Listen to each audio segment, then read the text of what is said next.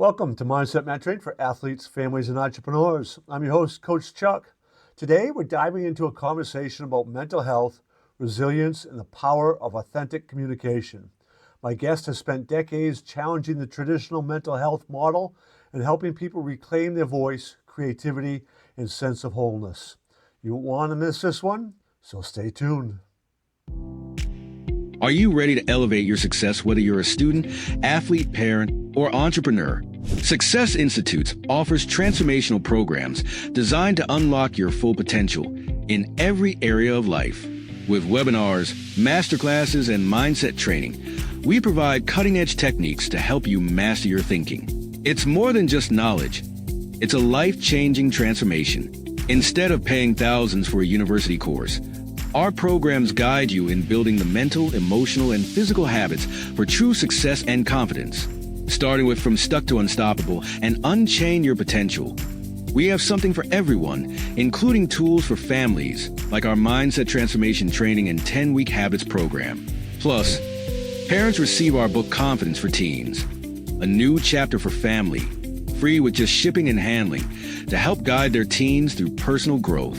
And whenever you enroll your family in any of our Mindset of a Champion training packages, you will get our bonus course on winning college scholarships, potentially saving you tens of thousands of dollars. Worried about time, cost, or even willpower? Our programs are designed to fit seamlessly into your life without overwhelming you. We help you prioritize effectively, leveraging the power of synergy and accountability partners to significantly boost follow-through and motivation, ensuring your team stays engaged. And compared to the cost of traditional education, what we offer is life-changing and far more affordable in the long run. If you're asking, will this really work for me? We believe it will. We even offer a satisfaction guarantee if you complete the program and aren't satisfied. Take the next step. Schedule your discovery call today, and let's unlock your full potential together. Welcome back. Today, I'm honored to welcome Dr. Fred Moss to the show. Dr. Fred is a renowned psychiatrist, keynote speaker, and mental health advocate who has dedicated his career to helping people discover their authentic selves. He's the founder of Welcome to Humanity Movement and True Voice Mastermind, and author of Creative 8, Healing Through Creativity and Self-Expression, and Find Your True Voice. His work challenges conventional psychiatric approaches, focusing instead on the healing power of communication, creativity, and connection. And through his courses like True Voice Course and Healing the Healer, Dr. Fred is helping people all over the world rediscover their voice and their wholeness. Welcome to the show. What if nothing was ever wrong with you? For decades, people have been told otherwise. Diagnoses, labels, prescriptions, each sending the same message: you're broken. But the truth is, you were never broken. Dr. Fred Moss understands this better than anyone. After spending 45 years in mental health, including over 35 as a psychiatrist, he wrote thousands of prescriptions and came to a powerful realization: the system doesn't truly heal people. Instead, it manages symptoms, numbs emotions, and fosters dependency. This insight led him to create the Undoctor Reset, an 8-week guided journey designed to help people reclaim their raw aliveness and freedom. Participants dismantle the illusion that they are their diagnosis, reignite authentic vitality through daily practices, and rebuild their identity on truth, not labels. And because healing happens in connection, the program includes live group sessions where community becomes the real medicine. If you're ready to stop living as a patient and start living as your whole, powerful self, visit undoctorreset.com and begin your reset today. Because you were never broken. Chuck, so good to be with you. So good. I'm really looking forward to our conversation. Well, it's an honor to have you. And yes, I've, you and I have gotten a little bit into some conversations, such an important topic, and to have your expertise is going to be fantastic. What I always do is try to just have my guests introduce themselves. Tell us a little bit about your background, kind of how you got to where you're at in your career today, and then we'll kind of dive into the actual meat of the matter. Okay, good. Well, yeah, so my name is Dr. Fred, and I am a psychiatrist. I've been a psychiatrist for a little over 36 straight years. And I've been in the mental health field for another 9 years before that. I was a child care worker at a state hospital for adolescent boys. My seniority date was actually January 5th, 1980. So we're talking about a lot of years in the field, but what really got me here is interesting. When I look back, I was a born healer. I was born into a family that was in chaos and disarray, and there was tons of conflict between my two older brothers and my parents. And although I don't remember the exact details, they have all made it clear to me in my life that the purpose of me coming into this world was to bring joy and peace and unity into that family. So I hit the punch card right when I arrived, and that was my point. I was a bundle of joy. I was a laugh a minute. I was cute, and I was smart, and did what I was told in order to bring joy and happiness and optimization to I didn't know that word at the time, but to my family, the four of them, my two bros and my parents. And I've done a pretty good job of that, at least for a few years. I don't think I've done a good job for 67 straight years. I think my brothers would argue that. But they're still around, I'm still around, and we have a fun time together. So, I really began to realize back then when I was sitting in my playpen or standing, I really remember vividly my playpen in the middle of the living room, watching these people actually talk to each other and all the important things that seemed to happen when people talked and connected with each other, whether they got angry or whether they was able to create something or they would love each other. There was always something, and I just couldn't wait to be a big boy so I could finally learn how to communicate. So I thought that would probably happen in school because everybody was going to school. So I thought, I can't wait to go to school where I can learn that. And so by the time I arrived in school, I was a little bit precocious. I already knew a lot of things that my parents and my brothers had taught me that other kindergartners didn't know. And I was very talkative. I knew how to add, and I knew how to read, and I knew a little bit about how to write. So I was ahead of most of the class. So I was kind of bored, and, I talked a lot. I talked a real lot, Chuck. As a matter of fact, there's no elementary school teacher who forgot having Fred as a student, that's for sure. And, my point was I just wanted to learn how to do this communication thing. What I learned very quickly and very, very profoundly was that isn't what they wanted me to do. They didn't want me to just speak my mind. They wanted me to sit down, be quiet, and do what the teacher says, and that would, allow me to graduate into the next level of grade. So I was disappointed with that, and I figured, well, maybe it didn't happen in elementary school. Maybe they think we're too young still, and it'll happen in junior high. But as you know, it got worse in junior high. They really wanted me to sit down and be quiet, even though I didn't do a good job in junior high of doing that. And then they wanted me to be quiet again in high school. So it turned out that the conventional education system wasn't a place to learn how to communicate effectively and to connect with other people. So I thought I'd give it one last try, Chuck. I decided that I would go to college, and since they were only 40 miles down the road, and they had some very cool helmets, and everyone who had lived in Detroit sort of wanted to go there, it seemed. I went to the University of Michigan, and I was there for about a year and a half before I realized that I wasn't learning how to communicate there either. I was doing pretty well in Ann Arbor, but not very well in the college aspect, so I dropped out. And I got on a bus and, went across the country to Berkeley, California so I could figure out what my life was about. And right at that time, my parents called me and told me that there was this new industry that they thought I would excel in, that I had the aptitude for. You may have heard of this industry. It was called the computer industry. And, I was like, yeah, I got the skill set for that. I'm, good with math and everything. So I went back to school one more time, back to Ann Arbor, where the only computer in all of Michigan sat on a 2-acre facility. And the idea was punch cards and batch jobs. And I was like, I'm not doing this for a living. I did it all night long for a whole quarter or two, but it was like not going to work for me to have that be my job. So I dropped out another time. And, this time I came back to California and was this time told that there was, I had to get a job. My mom was like that. You got to get a job. Okay, well, she got me a job at this state hospital for adolescent boys. And finally, really for real, that's where I learned how to communicate. And, not only did I learn how to communicate, but I was being paid to communicate. I was being paid to connect with these kids, 5 and 7 years younger than me, and helping them through our communication and seeing these light bulbs turn on, when people felt connected or felt like they were heard. I didn't treat these kids as being defective or deficient or afflicted or sick or mentally ill or anything like that. I treated them as humans. And it was really, really effective. There was a lot of love and a lot of resonance, a lot of harmony between me and these kids. And I really got fairly good at this job, even though I thought I would only stay a short time. So 45 years later, you could say that I'm just a glorified child care worker more than anything. And what I've been trying to do is I went back to school a third time, obviously.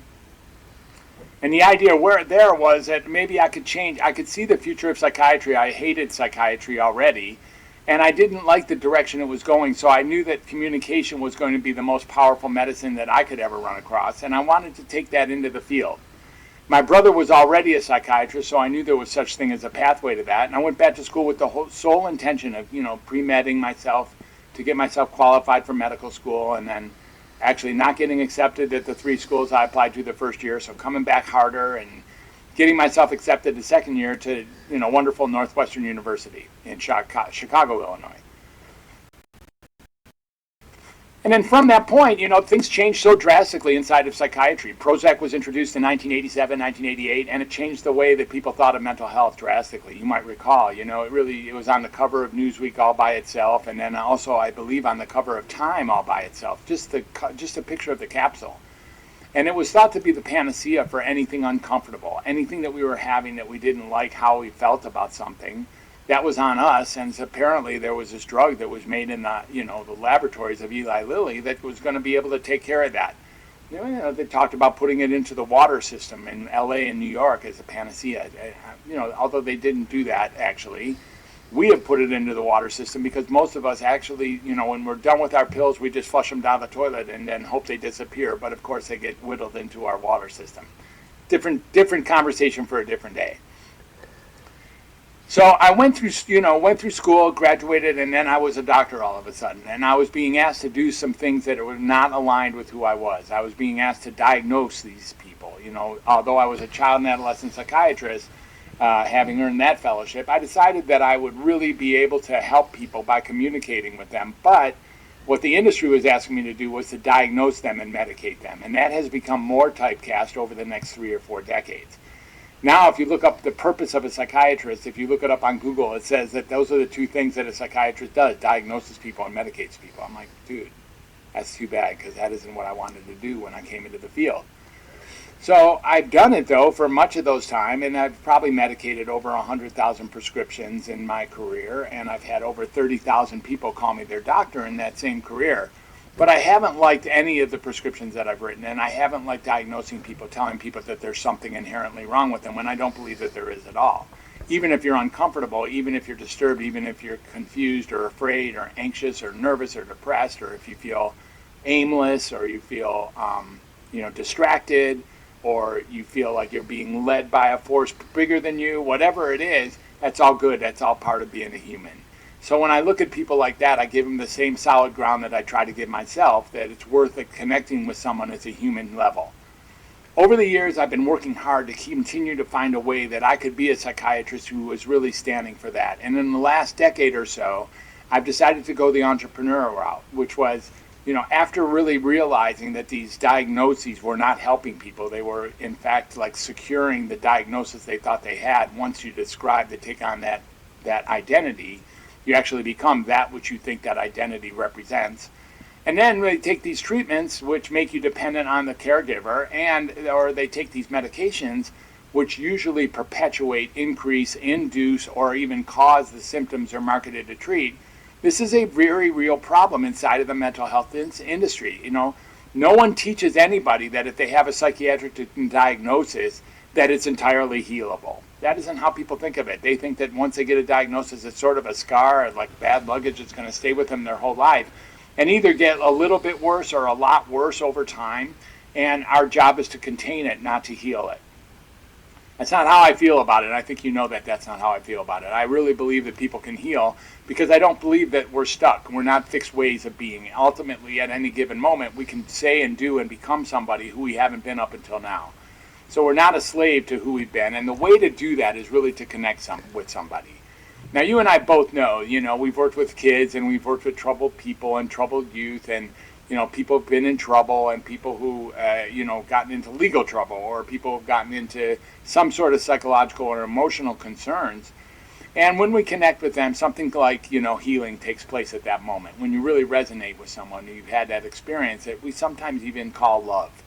And love and connection is what makes this world go round. And certainly there are more powerful tools than anything that's ever been created in any of the laboratories across the country to help deal with people who apparently have a defectiveness or a deficiency or an illness or an abnormality or an affliction or some sort of defect of sorts.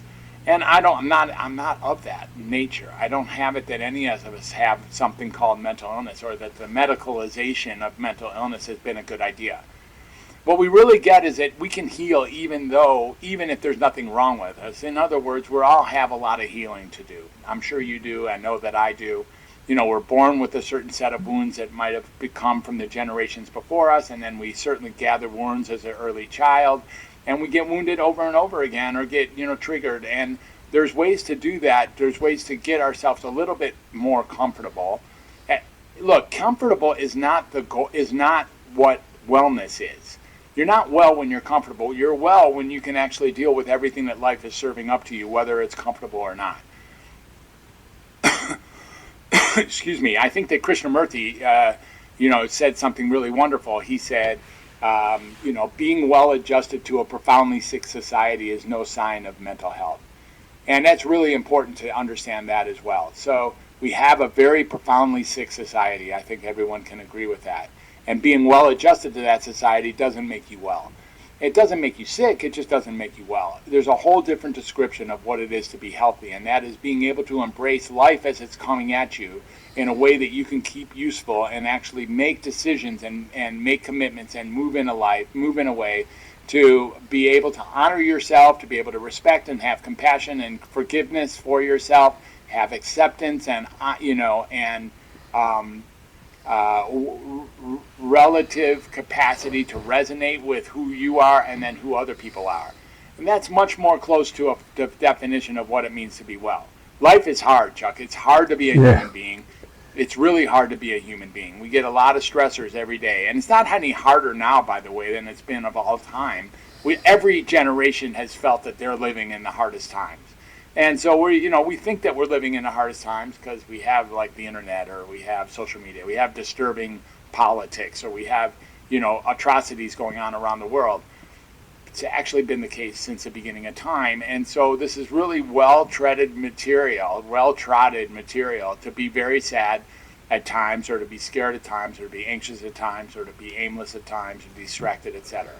And now it's time to actually realize that the healing tool that we've been gifted with, every single one of us, by the way, not just Dr. Fred, who's got some big long degree of helping a lot of people over time, but every one of us comes from our heart and soul and our capacity to actually connect with another person.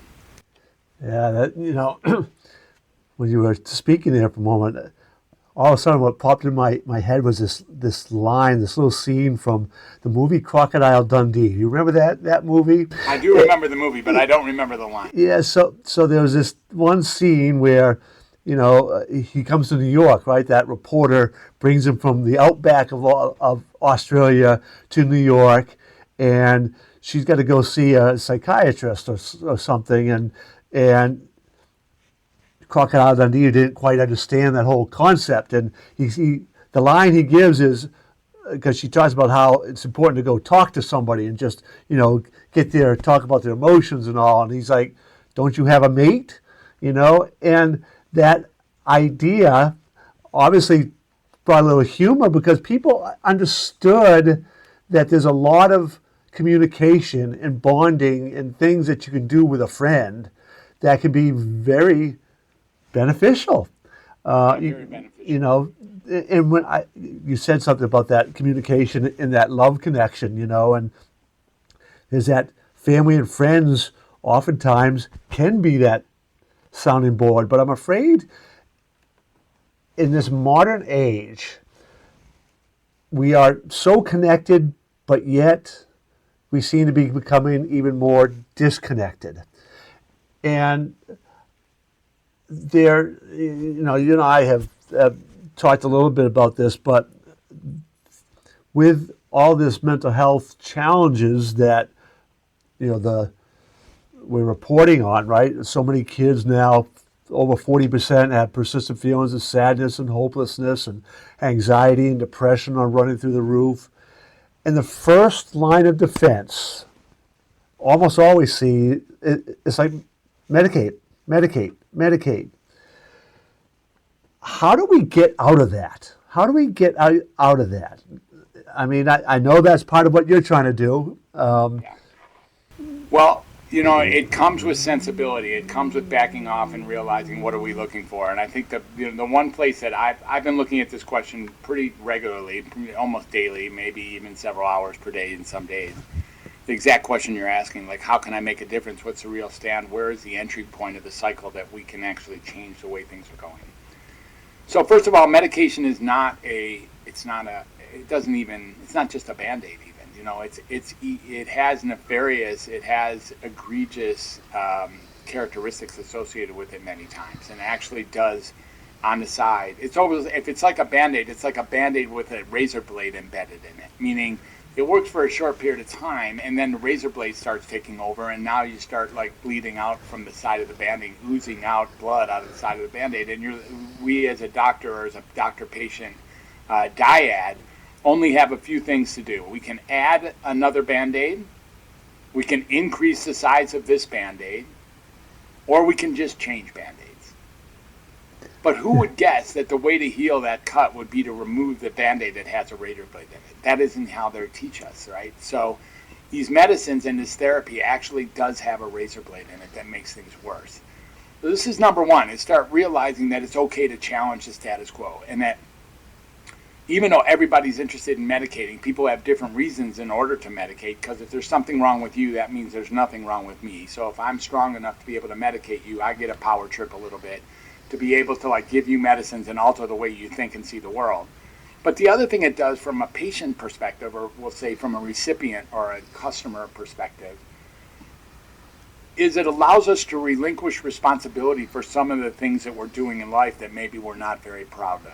You know, that we're not very aligned with, like, you know, clumsiness. I've made several mistakes already today. I don't know about you, but I make mistakes, you know, pretty much like every hour. And that doesn't mean that there's something wrong with me. That just means that I'm human. But if I could actually, you know, saddle you with my problems, or saddle something like, say, hey, that wasn't me, that was my ADHD. That wasn't me, that was my bipolar disorder. That wasn't me, that was my autistic spectrum disorder. That wasn't me, that was my schizoaffective disorder. That wasn't me, that was my social phobia. Whatever it is I want to say, there's something that's really relieving about that, you know. And if I read about it in a list of symptoms, I'm like, oh yeah, I got most of those. I must have that condition. Like, that condition pre-existed, when it really doesn't. The condition has just been created in the last 50 years. Fairly arbitrarily, and then it's often created even after the treatments are designed. So sometimes a treatment gets designed and then they find a diagnosis to fit it. Isn't that strange? But that's exactly how it goes, you know. It's because these medications and these diagnoses aren't meant to heal, Chuck. They're not meant to heal. They're meant to create a perpetual relationship between the recipient and the clinician, or to create an ongoing, constant worsening of symptoms, so the medications become something that you can't get off for the rest of your life. So why do people do that? It sounds like an easy fix. It's been very well marketed. There's been, you know, very few industries, if any, that have spent the amount of research and development budgeting to create a system that is internally consistent and is essentially inarguable in the public. Well, it's not inarguable. There are many ways to get way better with yourself and with life than going into the conventional system. And for sure, the number one way to do that, if not, and it's among many, is to first find somebody who can hear you, somebody who can connect with you, someone who can resonate, understand, get you, you know? And when that happens, and you and I both know this happens, like when you meet somebody who's aligned with you even a little bit, you get very excited, like, okay, this person really gets me, I feel really better. And, you know, it's really important to understand that we've been programmed to reach for a pill when there's something wrong with us. We've been programmed by an industry that is, in fact, the most profitable industry. Let me say this out loud and make sure you hear me.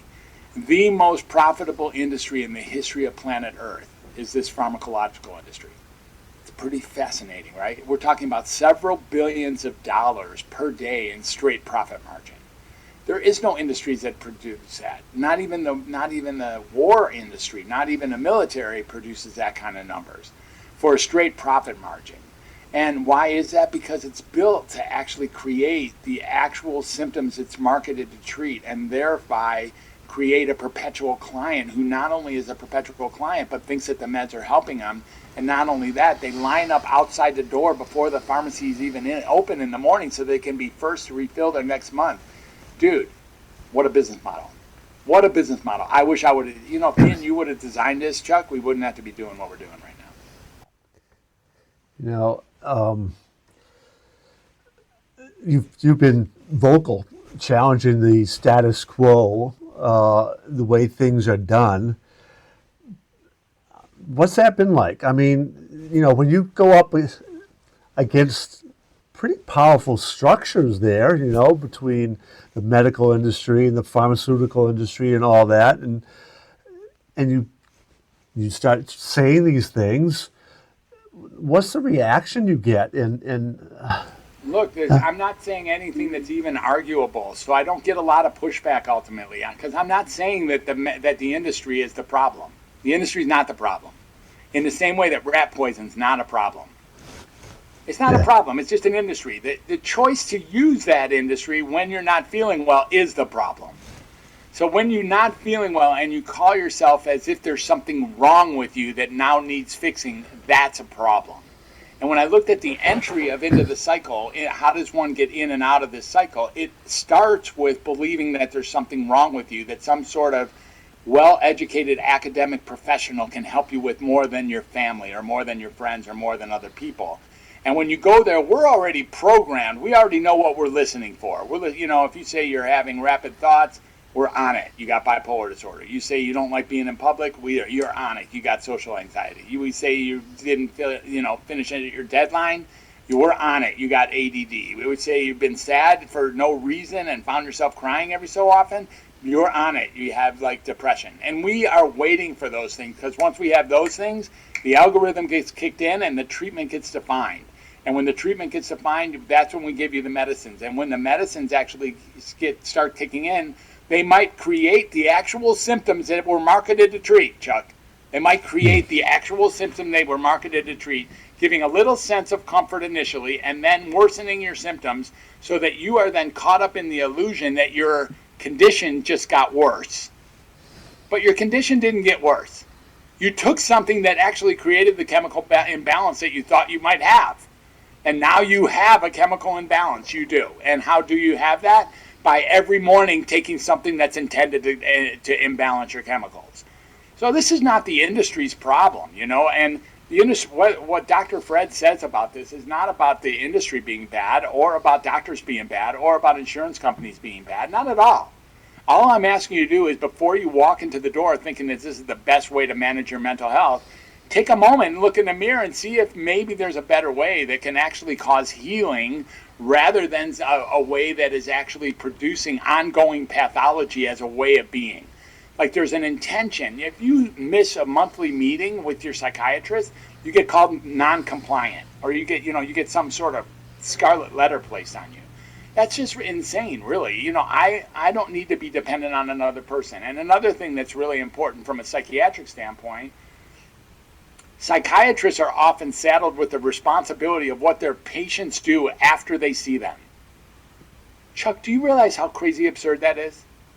Mm-hmm. Like I see somebody in my office on Tuesday, and then the Friday after the next, they throw a hand grenade into a McDonald's, and I get sued. Yeah. What? How do we all let ourselves get to that point? How can I be responsible for anyone's action when I'm not them, or certainly when I'm not with them? Yeah. But this is the way we do it. We blame other people for these kinds of things. And I know you've heard me speak to this next point a few times. They say that there's a funny phrase that if you go to a barbershop enough times, you get a haircut, right? And there's this other phrase that's like, if you go to a mental health provider enough times, you get a diagnosis. Well, in our case, all you have to do is go once. you are guaranteed a diagnosis when you walk into a psychiatric office, because they're going to only get paid if they give you a diagnosis. And most doctors won't see you for free. So they can't get paid if they say there's nothing wrong with you. So when they submit your insurance form, it will have a diagnosis on it. And by the way, that diagnosis is not removable from your chart ever again.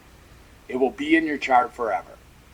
Now, this is a problem as well, of course, because now we have confirmed that there's something wrong with you and that you agree that there's something wrong with you. And once we've created that, we've created the identity.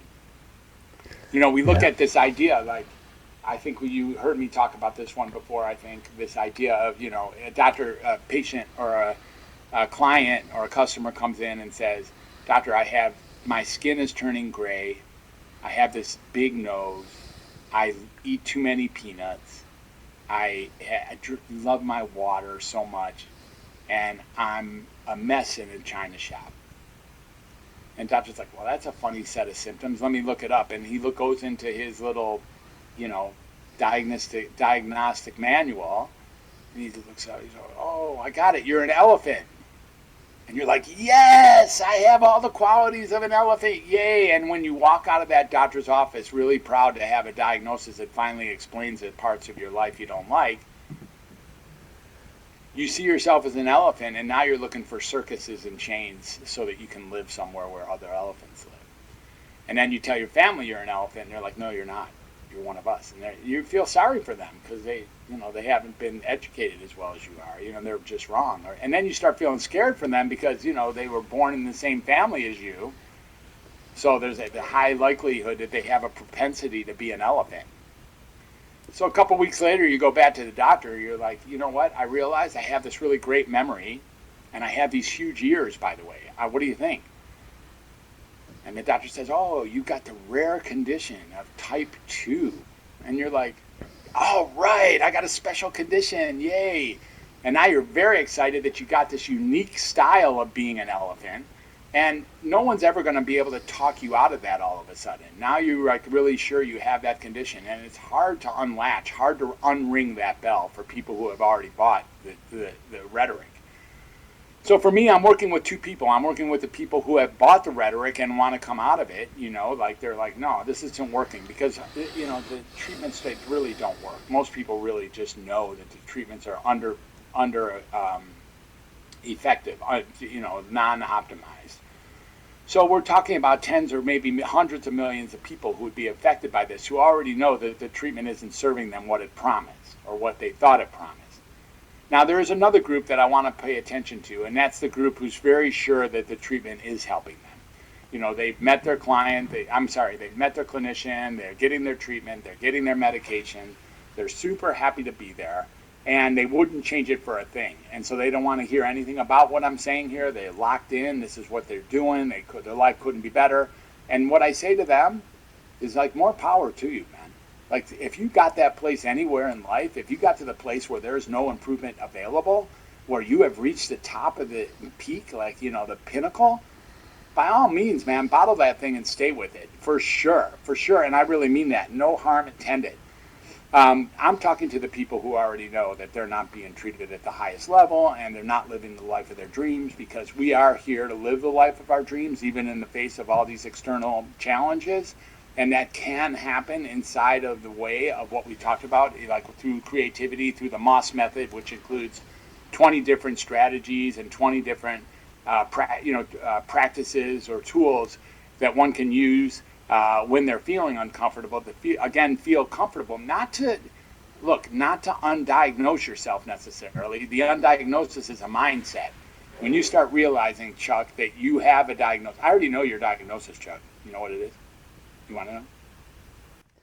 Yeah, it's, you know, we were talking about the diagnoses in the education realm, right? A lot of my students were getting diagnosed on lots of different things. One, special education is essentially diagnosis, right? They're giving them a label about some sort of disability that they have behaviorally, emotionally, academically. And then on top of that, they're getting these diagnoses of depression and anxiety and ADHD and all these. So they're getting medicated, and then they're being told this is wrong with them, they can't do this. And one of the challenges, by the time I got these kids, and the ones I worked with were kids who struggled, right? They just weren't fitting into school. But inevitably, whether they were special ed or not, they had these labels. Some of them may not have qualified for special ed, but high anxiety, or suffering from depression, or got ADHD, and they're getting medicated, they're getting all of it. But one of the things that we did over the years that got really good at was interrupting their patterns. Like, how do you know? And how did you do that? And according to who? And once you began to kind of get them thinking about their own thinking and their own processes, all of a sudden it's become a little bit more challenging to run that program that they were on.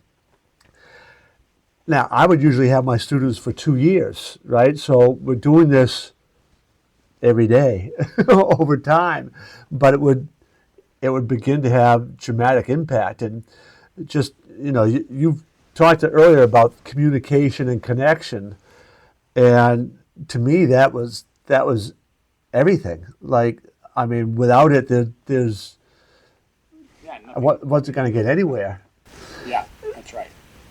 Now, are there things that you talk to like parents about? Like, so what sort of advice do you give them when they, you get a little worried your child doesn't seem to be, like some of the other kids you see, or whatever it is that they are experiencing that they're beginning to get these, concerns about? What's your advice to them? Well, it's a little bit of a too broad of a question, but I think I can manage it. So, you don't want your child to be like everyone else anyway. So let's face it. Yeah, it's not that important to be like everyone else. But the truth is, you have a different perspective about your child than what you do about the outside presentation, the outside persona of other kids. So, you think other kids are doing well and your child isn't. Or and if we look at the idea of a curve, of a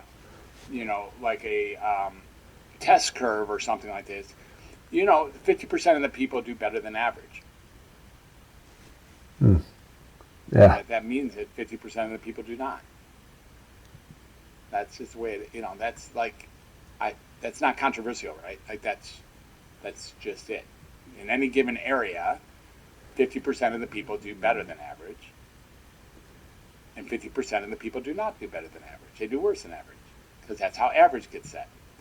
So we start realizing that just because your child is having trouble in school, or maybe having trouble getting along with kids who aren't their type, that doesn't even separate them from the crowd. And maybe your child is actually being very discerning. Maybe your child is like, this stuff is like totally boring and useless and will never be important to me at any point in my life. So why should I sit here and be totally quiet and learn stuff that has no bearing on anything I'm doing in my entire world? Is there something wrong with a child that gets to that level? Or are they just simply correct and brilliant? It's like, don't teach me shit that I don't need to know. Why? Don't expect me to learn it if I absolutely don't need it. That might be what some kids are doing. Or I don't want to get along with kids who are totally mean. I don't want to get along with kids I can't trust, or kids I can't count on, or kids I can't respect. Like, that's okay. You don't have to learn how to do that. Going back to Krishnamurti's claim, it's no sign of mental health to be well adjusted to a sick society. And, it's okay to be having troubles. It's okay to be having significant troubles. And the worry is, it's funny with parents, the big worry is that people, whether parents really want to admit this or not, it's usually some version of people will think that I wasn't a very good parent. That's what they'll think, right? They'll see my kid struggle and be like, oh, now my kid's out there showing himself to be unhappy, or, maybe misaligned, or a little bit off balance, or not performing as expected in the areas we wish he was performing, whether that be sports or academics or social or anything. We start realizing, and most parents know this, that every child, they're in the top 3 percentile or 1 percentile in certain areas of their life, and in other areas of life they're in the bottom 1 percentile, and then most of the time they're in the middle somewhere or another. And we also start getting what your child wants more than anything,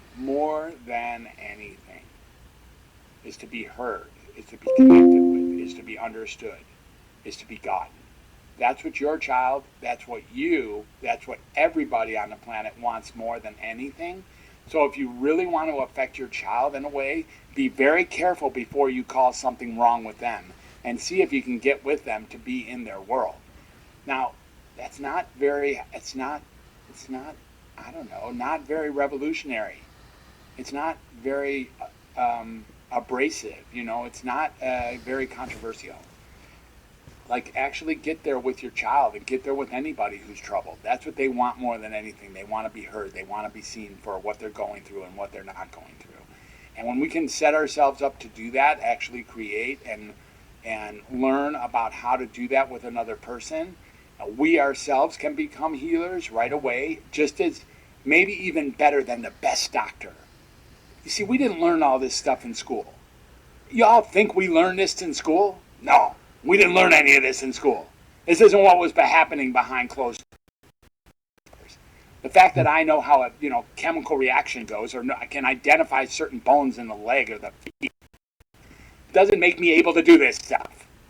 The idea that I can say this is how the heart goes, or this is how I guess we were taught a little bit about how people think the mind goes, but we weren't taught very well about what the mind is and what spirituality is or what mysticism is or what to be. Not that should deserve any extra credit, but we're taught what we're taught, and we're taught in an internally consistent way so that we will lean on the industry when we have questions. And once we lean on the industry, it just funnels us right back into the industry, and then we're in the industry to stay.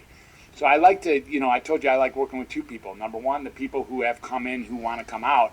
But my favorite people are the people who are considering coming in because they're feeling so lousy and they haven't yet rung that bell that there's something wrong with me. Those are my people. Those are the people I really spend a lot of time with. I also love the people who went in and they're wanting to get out. It's a little trickier because you have to unring a bell. And it's not trickier because it's harder to come off medicine, by the way. You can come off medicine. This whole idea of tapering medicine for like years or months or whatever as a safe way to come off medicine isn't necessarily really true. And, you stay on this medicine for a long time. You go from 4 milligrams to 3.5 milligrams to 3 milligrams, 2 weeks there, and then 5 weeks at 2.5 milligrams. And before too long, you're tapering over 6 months. And, something's going to happen in your life during those 6 months. Maybe you'll back up into a fire hydrant or your cat will die or something like that. God forbid, by the way. And I love my cats, and I don't like talking about cats dying. But, if that should happen, then you might think, you know what? It was hard when I was on medicine, but this stuff didn't happen when I was on medicine. So it's time for me to go back. It's harder to come off medicine than it is to stay on. So the more we stretch the runway on discontinuation, the more likely is you're going to have at least a moment where you decide, no, man, this is all due to me coming off of medicine. As hard as this is, I'm going to go back and get on medicine. It wasn't that bad. And then the exit door just got closed another nail, And so I try to keep people from going there if at all possible. But, I can't cure everyone. If people want to stay in the system and be pounding toxic drugs down their throat every single day, thinking that it's actually helping them while they're getting worse, I don't know. Okay. I get it. You could go right ahead and do that. Or you can start looking at what would it really mean to relieve yourself and get that there was nothing wrong with you in the first place. Both you and I, part of what we're trying to do, education, we're trying to teach people, right? Show them some other ways. If we both have like courses, so your course or one of them, Heal a Healer. Can you talk about what that kind of is about and how that kind of came about? Yeah, that was a manifestation of some podcasting that I've done. So as you know, I've dropped about 250 podcasts of my own, closer to 300 as a host, and I've also been a guest on about 250 shows. And what's really here, I'm not saying that to brag. I'm saying that to just say I've had a lot of experience in the podcast world. And so what I learned is that most of the people that I was interviewing that were making effective changes in the healing world had to have done some of that on their own.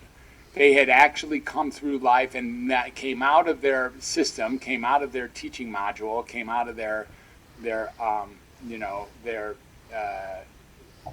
call it their genesis or their nest egg, and then were disillusioned with what the job was really about when they came out. So it wasn't what they thought it was when they wanted to go in. They were taught whatever they were taught, and then when they came out and started their job, they realized it wasn't really what they thought. They're spending too much time with paperwork, they're spending too much time with travel, they're spending too much time with admin work, they're not getting the job done the way that they thought it would, it's not fulfilling in any real way. So these people often take a certain other turn where they realize that it's okay, it's impossible to get wealthy doing a job that you hate. Take a moment with that. It's impossible to get wealthy doing a job that you hate. It's really important, right? And what do I mean by that? Well, you'll only work to a point where you're not hating it. You'll work to a point where you're making enough money to make ends meet, but you won't dig in and go there in the middle of the night or on their days off or when you're not, when you're not already busy just having to survive. You won't go in there to expand who you are in that job. So healers need to be healed because these jobs are not actually what they're made out to be when you go into them, whether it's nurse or social worker or counselor or doctor, psychologist, any of those areas, and there are many more disciplines. They're not really what they're thought to be when you go in. And you go through school and go through all those changes, and then you come out and do those jobs and you're already like disoriented. So when healers get healed by actually living a little bit of life and healing themselves, that's when they're able to now come back and actually use their special skills. And this is what you're kind of seeing with me, I guess. So I'm only teaching something that I learned with my life, which is that the thing I have that is way more effective than any medicine or any therapy or any education is that I have a deep interest and a compassion in really connecting with other people and getting what their essence is, even if it's really clumsy and really messy. Really clumsy and really messy, I'm down with it. Like, it's so cool, right? Like, we're all really clumsy and really messy. There's no template, there's no recipe book, there's no owner's manual on how to be a good human being. There's not even an owner's manual on how to be a normal human being, which is another absurd concept, because we spend so much time talking about abnormal people when none of us even know what normal is. So what are we comparing the abnormal to call them abnormal anyways, Chuck? If you can answer that one, I'll give you the Nobel Prize. Yeah, I like that. What are we comparing it to, right? Compared to what? Compared to who? And we as individuals are always like comparing ourselves to somebody, some sort of standard.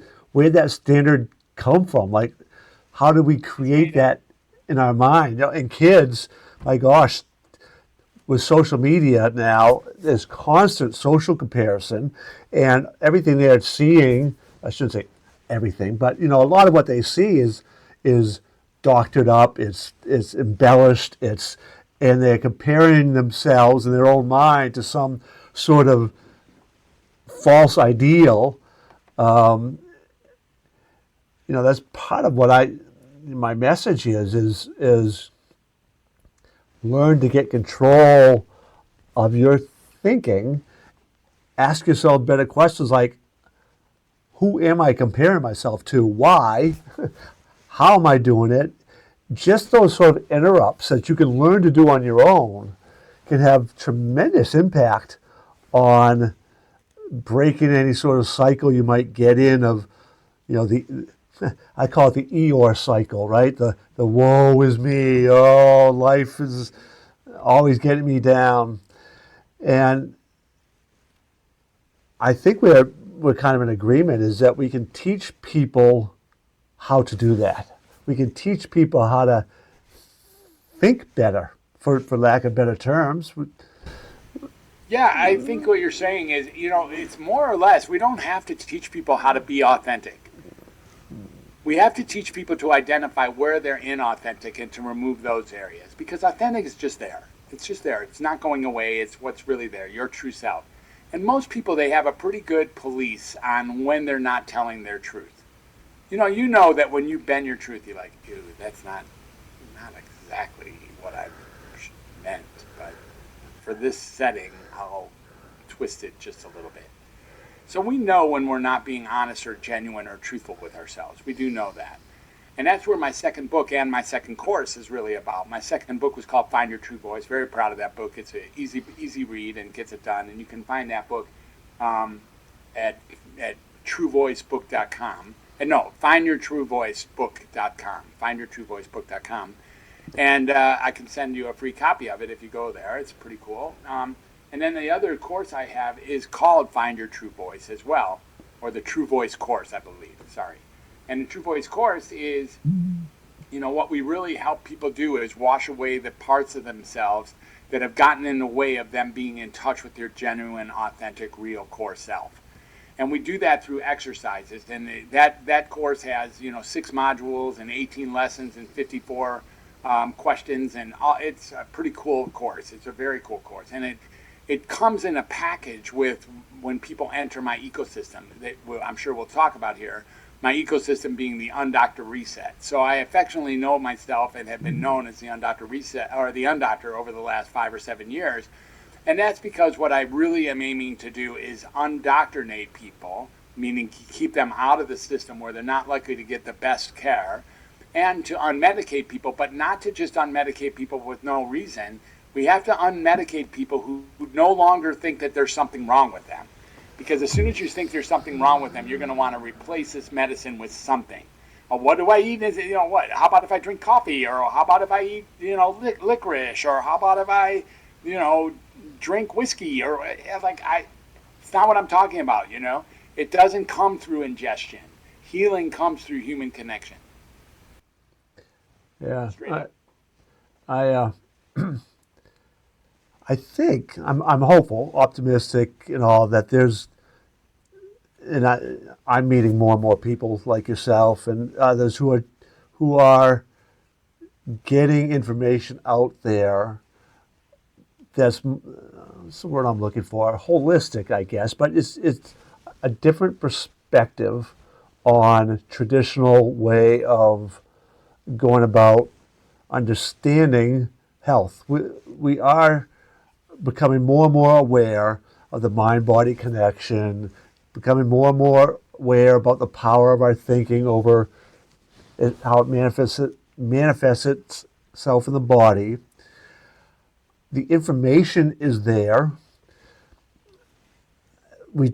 I'm not sure where necessarily how to begin to kind of break some of the more ingrained patterns, like what I would see in schools a lot, where the labeling, you were talking to it earlier, that there's something wrong with me, that sort of thing. So that's part of why I like giving, platforms to this, because parents and others need to hear that message as well, because it can really have such a profound impact on people.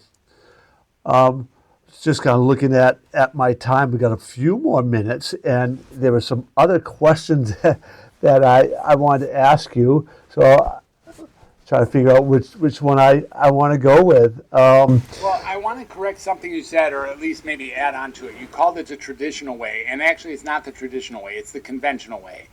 But it's only 100 years old. It started back there in the Rockefeller days. That Rockefeller changed all of medicine, and he did that single-handedly. He was by far the richest man on the on the earth at the time.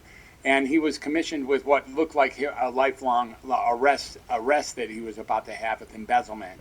And since he owned the entire oil industry, he created petroleum-based medications that people would take. And then he addicted everybody to it and put an end to what was then the traditional way of thinking, which was much more mind, body, and holistic back before Rockefeller. And he just erased all of it. And medical schools got developed on the heels and on the shoulders of John D. Rockefeller. And the whole idea of Rockefeller, creating a medical system that then earned a right to be called, conventional. Somehow that alternative medicines are now compared to the Rockefeller. It's like, dude, how did he turn it from being an alternative way at the time to now creating itself as the label of being conventional. When you go back to using the word traditional, should not be interchanged with the word conventional. It is the conventional way. It's definitely not the traditional way. Well, thank you for sharing that. It seems like every time I have a conversation, like my mind begins to think about new things, which is always a good thing. Now I may be opening up a direction that we don't have time for, but I did want to talk briefly or get your insight briefly about, as a young person, right? So, talking about and thinking back about some of your experiences. And now with your educational background, being a psychiatrist and all that, one thing I've asked people, I've had a few guests who struggled a lot with addictions and self-medication and really feeling bad about themselves and all these self-esteem type things. And my question has been, what would have, if they even knew, what they would have needed to have had inside to have said no to some of those decisions that they made, drug abuse, what have you, because they've all have said that they were trying to avoid the pain, right? Trying to escape things. So I guess part of my question is what, from your both experiences, thinking back to your own childhood and from a psychiatric perspective, what is it that the kids who basically say no to that stuff, what is it? How is it that, and is it, I think it's teachable. I think it's trainable. Your thoughts? Yeah, thank you. Look, it's the same thing. We're after the same thing. It's connection.